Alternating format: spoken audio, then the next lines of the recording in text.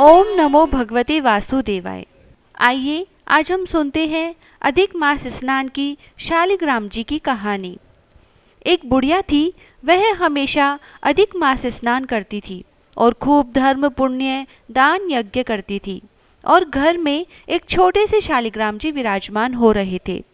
वह सुबह दोपहर रात तीनों समय शालिग्राम जी की सेवा करती रहती थी और आधे से ज़्यादा समय उसका भगवान की सेवा में ही बीत जाता था।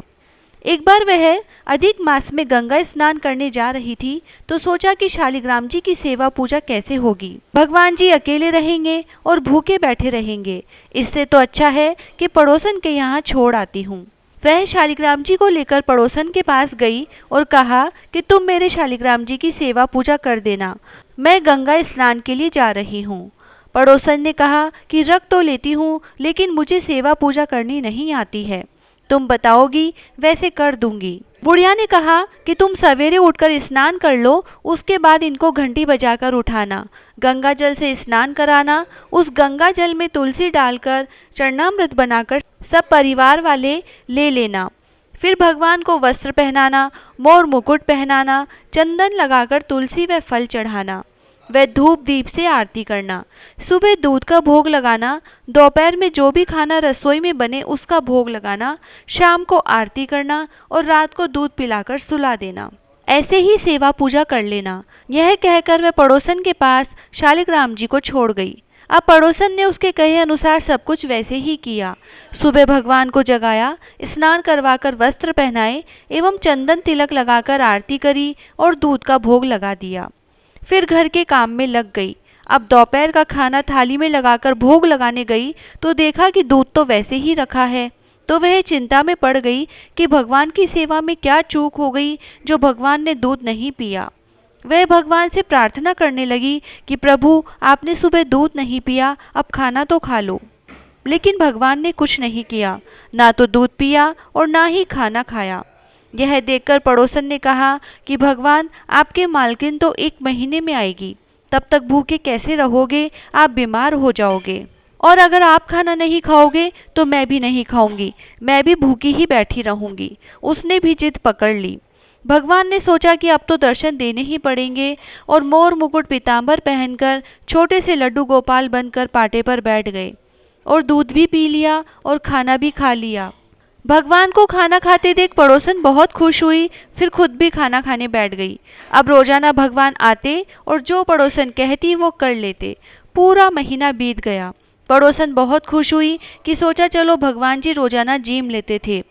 अब पड़ोसन के बहुत धन हो गया।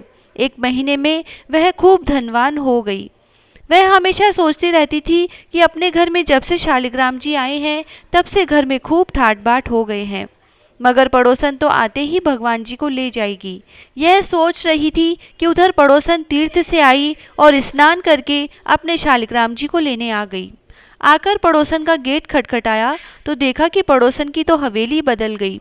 घर में खूब अन्न के भंडार भरे हैं।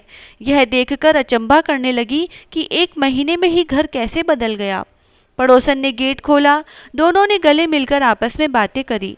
अब पड़ोसन ने कहा कि तुम अपने भगवान को देख लो, कहीं कमजोर तो नहीं हो गए। मैं तो रोजाना अच्छे से सब काम करती थी, वह दोनों समय खाना व दूध पिला देती थी। यह सुनकर बुढ़िया ने कहा कि बहन, ये क्या कह रही हो, भगवान कभी खुद नहीं खाते, भगवान तो सिर्फ भोग लगाते हैं। पड़ोसन ने कहा कि मैं तो खुद बैठकर रोजाना उनको खाना खिलाकर बाद में खाना खाती थी। यह बात बुढ़िया के समझ में नहीं आई। तो पड़ोसन ने कहा कि तुमको विश्वास नहीं है तो तुम कल मेरे घर आकर देख लेना, 1 दिन और मेरे घर रहने दो। तब बुढ़िया ने कहा कि ठीक है, ऐसा तो मेरे साथ आज तक नहीं हुआ, बहुत वर्ष बीत गए सेवा करते। शालिग्राम जी तो मेरे हैं और टूटे इस पड़ोसन को हैं, इसको रोजाना आकर दर्शन देते हैं। यह जरूर झूठ बोल रही है। उसने 1 दिन के लिए भगवान को वहीं छोड़ दिया। दूसरे दिन पड़ोसन रोजाना की तरह भगवान की सेवा पूजा करी, दूध पिलाया, वे खाना खिलाने लगी। तब प्रार्थना करने लगी कि भगवान, आज जरूर तुम्हारी मालकिन के सामने आ जाना, नहीं तो वह मुझे झूठा बताएगी। बार बार भगवान से प्रार्थना करने लगी। अब उसने बुढ़िया को अपने घर बुलाया और भगवान को जिमाने लगी। भगवान ने सोचा कि दर्शन तो देने ही पड़ेंगे। भगवान छोटे से बालक के रूप में आकर बैठ गए और खाना खाने लगे। भगवान ने मोर मुकुट लगाकर बंसी हाथ में ले ली। यह रूप देखकर बुढ़िया चरणों में गिर गई और भगवान से प्रार्थना करने लगी, हे प्रभु, मुझे तो कभी भी स्वप्न में भी दर्शन नहीं दिए और इसको रोजाना दर्शन देते हो। तुम शालग्राम जी तो मेरे हो और टूटे इस पड़ोसन को हो, और अगर आप ऐसे खाना खाने लगे तो विश्व का क्या होगा। आप तो केवल भोग ही लगाया करो। भगवान ने कहा, ठीक है, अब मैं हमेशा भोग ही लगाऊंगा, लेकिन सच्चे भक्तों की खातिर मुझे स्वयं आना पड़ता है। तुम हमेशा घमंड में रहती थी कि मैं सालग्राम जी की सेवा करती हूँ, इसीलिए तुमको कभी दर्शन नहीं दिए। इसने तो सच्ची भक्ति करी और भावना से भोग लगाया और अपने हाथ से खिलाया। इसकी भक्ति में ही शक्ति थी कि मैं अपने आप को रोक नहीं सका। आज तुम्हें भी इसी पड़ोसन की वजह से दर्शन हुए हैं। दोनों ने भगवान के दर्शन किए और प्रभु दर्शन देकर अंतर्ध्यान हो गए। हे प्रभु, जैसे आपने पड़ोसन को दर्शन दिए, अन्न और धन के भंडार भरे, वैसे सबको देना।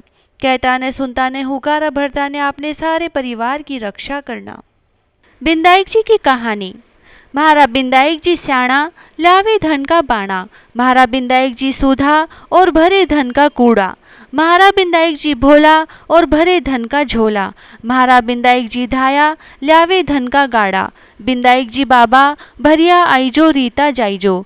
बिंदायक बाबा रंगो चंगो, फिरे बाड़ी में भर्यो सुरंगो। राज ध्यावे राज ने, मेहमा का सुहाग ने। पोता भूखी राबड़ी, दोयता भूखी खीर। मीठी लागे राबड़ी, खारी लागे खीर। घर सांकड़ो दीजो, धन मोखलो दीजो। सबका संकट हरजो, सबका दुख मेटजो। सबका कारज सिद्ध करजो, सब विपत्तियां से बचाजो। सुख संपत्ति दीजो, लक्ष्मी को वास दीजो। सबकी लाज राखजो, सबके अंधन का भंडार भरजो।